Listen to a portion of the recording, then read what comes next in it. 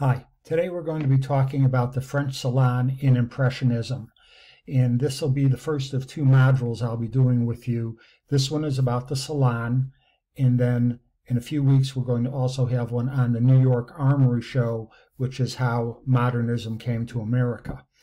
My approach in looking at this is that art is what I call edutainment. I mean, it's got to be fun and entertaining, but along the way you can also mix in some arts education.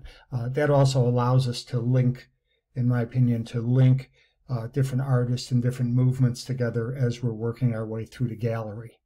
Now, the French Academy's standards had enormous impact, and we'll see that as we move along. They were slow to adapt. So the French were teaching classicism, then they evolved into some romanticism and realism, but it was a slow movement, as you'll see. Now, the Salon was very important, and rejection from the Salon is what inspired the Impressionists to band together and plan their own shows. The reason we're talking about this level of French Academy study is because some of our best-known artists had traditional art educations, and it's fun to link the two together. Glackens also studied in France. Stella had a traditional education at Princeton in history and then evolved into art. And Rufino Tamayo actually had a traditional fine arts background in Mexico City before moving into his unique style of surrealism. Now, what was the Académie des Beaux-Arts system? Okay, there was a hierarchy, and this is how they taught, and this is also how they envisioned people should be working and displaying their work. And you had history paintings. Those were the most important. They were high moral value. They could be mythological. They could be religious. That was followed by genre paintings of everyday life, followed by portraits of important but non-historic figures. And then on the low end, there was landscape and still life. Now, your education could come from several different means. One would be, of course, that you're part of the École des Beaux-Arts system in France. Another, you could be coming from the Royal Academy in the UK. There was an additional avenue, and that was the private studios that existed in Paris. These were run by famed artists themselves, in which case one was Galerie Suisse, another one was Galerie Glayer, and another Galerie Julian. And these became meeting points for some of the most famous names in art. In terms of painting qualities that they were teaching, if you look here at the inset, you'll see no brushstrokes. You'll see smooth. It's almost as if this was a piece of marble, and that's what they were going after. They really revered, and you studied from the great Greek works and Roman works. The body was idealized, and most importantly, drawing was more important than color. You had to start with being able to have good draftsmanship. Then you could worry about adding color. In terms of venues for their show, the Louvre was used for a period of time, and then starting in 1848, it moved to Palais des Industries. That had been built just a little bit before that time. So here's an example of a high moral value art. This is Champagne's Moses Tablets of Law from 1648. I know this piece well because it's from the Milwaukee Art Museum, where I was a docent for 10 years. And this artist was the co-founder, along with Charles Lebrun, of the Académie des Beaux-Arts. He studied with looking at Rubens and Flemish, and he picked up some Mannerist influences along the way. He was painter for Louis XIII and Marie de Medici, and this was a commissioned work. And you can see it's commissioned work because it's the Ten Commandments in French. Now, from a technique point of view, I want to highlight, and it's a shame we're not looking at this in person, but this is what's called a dry-on-dry method, in which case, when you look at the inset, you can see dirt under fingernails, you see wrinkles on the hand, you see the vascularity, and this is all possible because that hand was made up of between 6 to 8 layers of tints, and paints, putting in the dirt, letting it dry, building a nail over the dirt, putting into wrinkles, building skin over wrinkles. Same thing with the vascularity. So this is quite extraordinary, and I hope someday you all get to see some examples of this. Another example of history painting is this work by Jacques-Louis David. This one, of course, is in the Louvre, where he's got several in the same room, and this is the Death of Socrates. Now, I want to point out two different pieces that are both salon works, meaning they were accepted. On the left, you have Ingres, and he was a classical artist, and this particular piece is also got a little bit of mannerism in it. A mannerism is where the artists were embellishing on traits that they thought were worth embellishing on. So, as an example, the neck of this gentleman is particularly long because it gives him a more regal stature. Well, where does he get that? If you look over in the middle, you can see the Birth of Venus in Botticelli elongated Venus's neck. Ingres also, not only does he do necks, he added extra vertebrae to the woman you see in the middle. If you were to see the entire odalisque that he did, she's got 2 or 3 extra vertebrae because that added to the appearance that he desired. Now, we're going to be talking about Manet being rejected, but Manet wasn't always rejected. The work on the right was a salon-accepted piece, and it was his version of neoclassicism. He's not fully the way that the Ingres is, but you can see that it's got a Manet feel to it, but this was an accepted work. A couple other things to point out. Landscape could be into salon. Generally, it got into salon because they added some figures to show that they had more command of the brush. On the left is a Corot. On the right, most of you know it as the Lion King. It is actually called the Two Majesties. Both of these works, again, are from the Milwaukee Art Museum. Now, some topics were too real for the salon. So you're allowed to work hard, but you're not allowed to break your back and seem like you're slavishly toiling away. So on the left here, you see Jean-Francois Millet's Man with a Hoe, which is at the Getty. And when you look at this, you can see this person is beat. They have struggled, and this is back-breaking work, and he's just standing up to get a little bit of relief. That's not acceptable. That level of work was considered too populous, and the fear was that that actually could create some social unrest. So that type of painting was not acceptable because it was too real. Conversely, if you look on the right, you see the wood gatherer, and the grandfather is working very hard. And, I mean, that's a heavy load, but it looks like it's within his ability to manage. And also, his granddaughter is having so much fun in the flowers that you don't get the impression overall that he's really struggling and that this is too much of a burden for him. By the way, that painting again is from Milwaukee. That one happens to be the most popular painting in the museum, and it's just about 6.5 feet by 6 feet. So why did they have the Salon of the Rejected, the Refusés? Well, that year, 1863, 3,000 out of 5,000 works were rejected by the jury. It became such an outrage that petitions were sent and strings were pulled and a lot of pressure exerted, and Napoleon III intervened, and he said, we will have a Salon de Refusés across the hall from where we're having the show with 3,000 works. You can have your own show. And out of the 3,000 that were rejected, 1,000 ended up being on display. But let me ask you a question. If anyone could exhibit, would you have exhibited? You were given the option. You had 2 weeks to pick up your work, or you could leave it and have it hung along with the other works that were rejected. Would you or would you not have wanted to exhibit?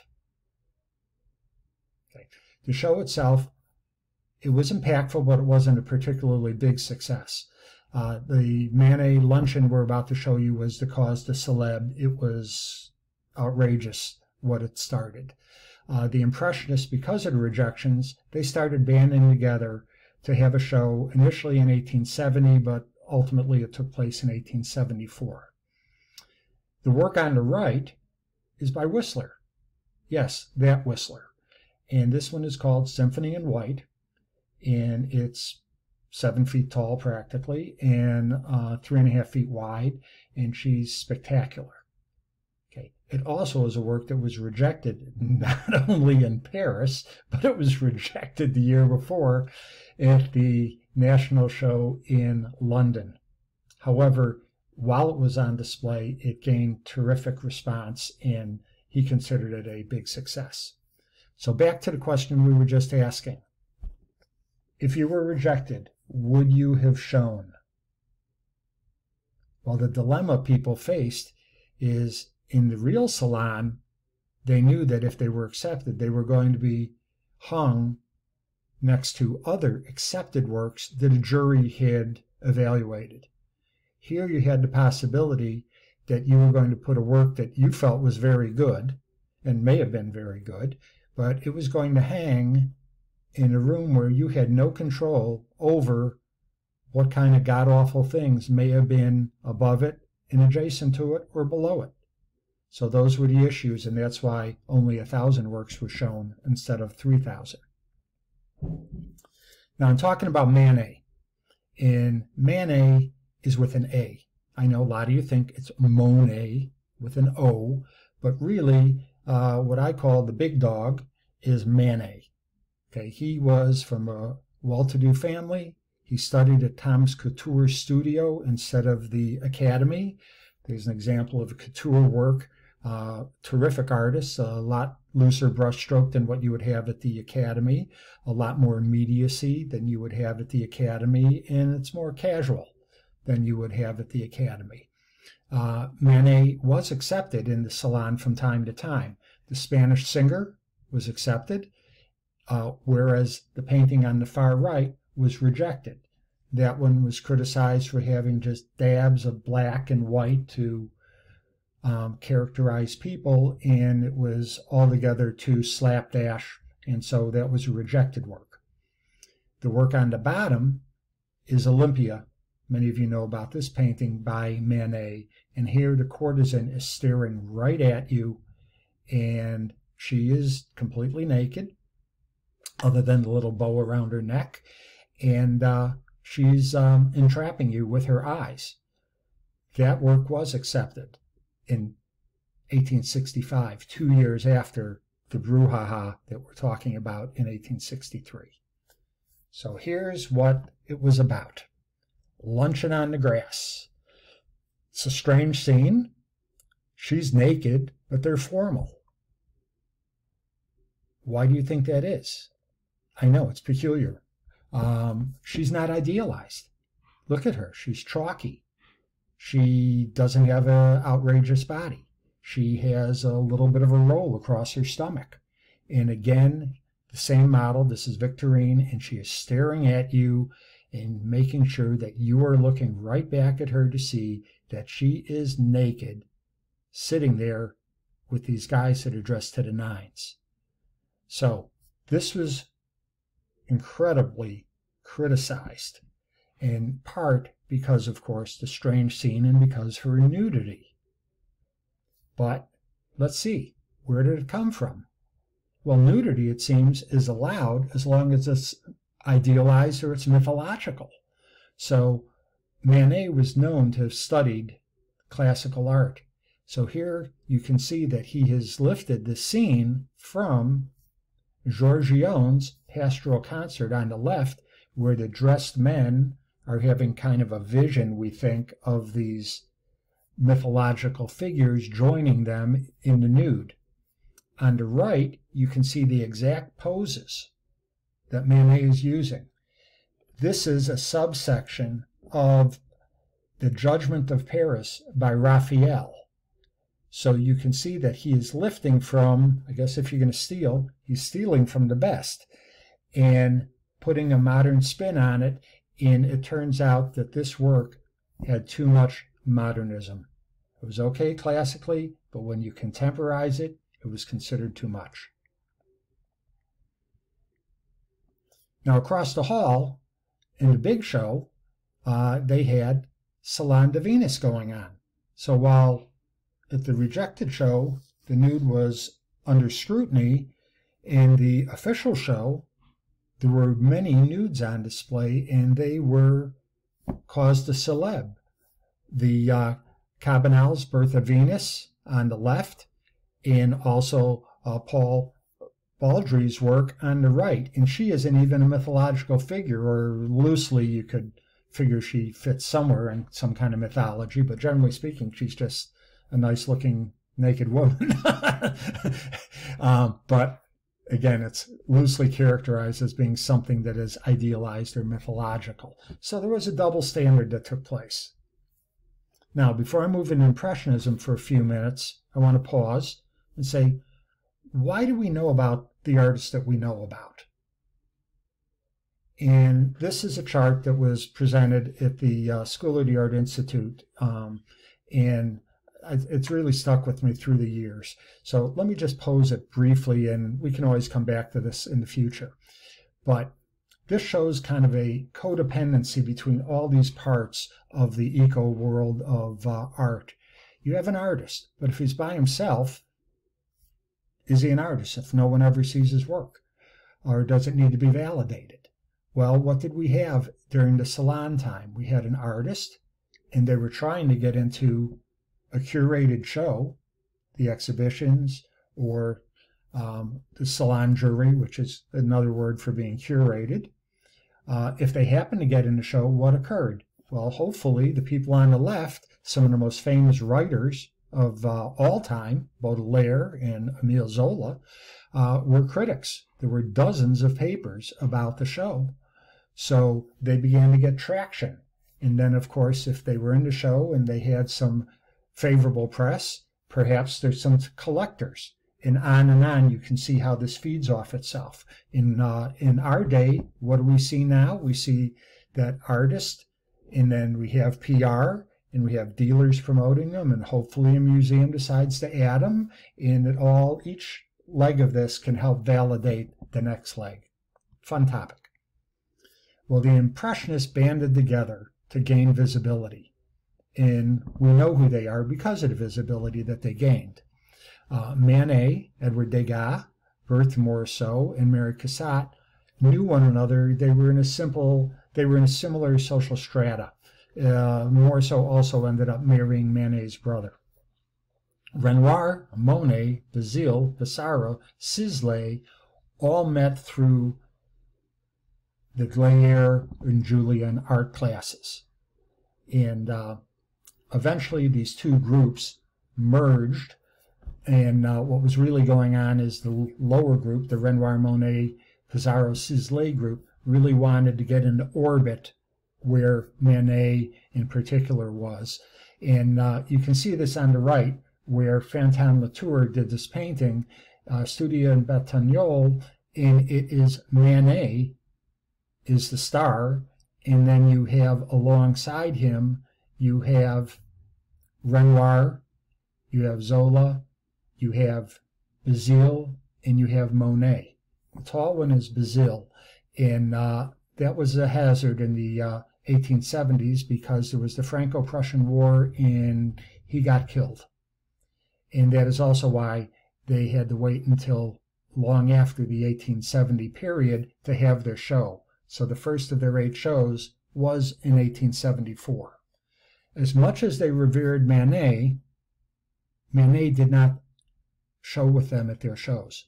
So he was kind of the touchstone and leader of their group, many felt, but on the other hand, he wasn't of the group. And so we move on to the show itself. And it all started here. These are just impressions. And this is ground zero. This is at the Museum Harmattan. It is, you could actually walk up to it. It's a small museum. And this was characterized as being unfinished, clumsy, the easy way out. It was just sketchy. They didn't do the final, really hard work of finishing it. It lacks drawing, and it's just not, it's not what art is supposed to be. It also uses a lot of color theory, and the reason I point that out just briefly is because the person that developed that color theory happened to have been working with the tapestry company where the founders of the French Academy consulted on issues related to color, Chevreul. Now, Monet's influences were Boudin and Dabinet. Both of these artists had been described, particularly Dabinet, as being impressionist, long before the Impressionists had their show. And but the term really stuck when it came to the people we think of as impressionists. This is an example of a Sisley. He was in all 8 shows. He's one of the only ones to have done that. This is Degas, not what you would consider to be the Degas that we think of today with the ballerinas and the horses and a looser brush. This is an early Degas from the first show, and you can see there's a Japanese influence to it. What do we see? We see the unusual cropping where the man in front's legs come right out to where we are, and you see the diagonal drawing us into what, if it were an outdoor scene, would be a higher horizon line. So those are techniques that they picked up from the Japanese prints that were just flooding the area the decade or two before. Paul Cézanne, this is not the Paul Cézanne you think of. This is Paul Cézanne, and he's doing a parody of Manet. So this is called the Modern Olympia, and he is riffing on the Manet from 1865, which is the one on the left. He was brutally treated over this, and he was ridiculed in the press, and fortunately he stopped doing this type of work, and he ended up being the Cézanne that we know of with the Mount Sainte-Victoire and the works that we know as outdoor works mostly. Renoir at the Loge, and you can begin to see, this was at the first show, but you can begin to see the style that he has, which in this case it's his brother and a model, the style that he has that's going to serve him so well as a portrait artist to wealthy clients. So he's going to be an example of someone who went from being the original starving artist to being well-to-do during his day, largely because of his strong portrait business. Berthe Morisot, she was a woman artist. This predated Mary Cassatt being with the group. She followed just shortly after, and she was very well accepted by the group, and she also was accepted by the press. Pissarro, the landscape specialist of the group, and he was among the original organizers. He used a Bakers Association document to help put together their rules and regulations and bylaws. He was insanely poor, and fortunately he moved beyond that to be a successful artist during his lifetime. He was influenced by Corot and Courbet early on. He painted with Cézanne quite a bit, and he was influenced by Glackens' good friend he influenced Glackens' good friend Ernest Lawson. So in closing, think about how what we looked at today with the Academy and the Salon and the Impressionist show relates to the art that we have in Fort Lauderdale. Glackens in the 8, Cobra, Hellheston, Stella, Tamayo, all of these have connections back to what we went over in the last 24 minutes. Next time, it's the Armory Show. Thank you.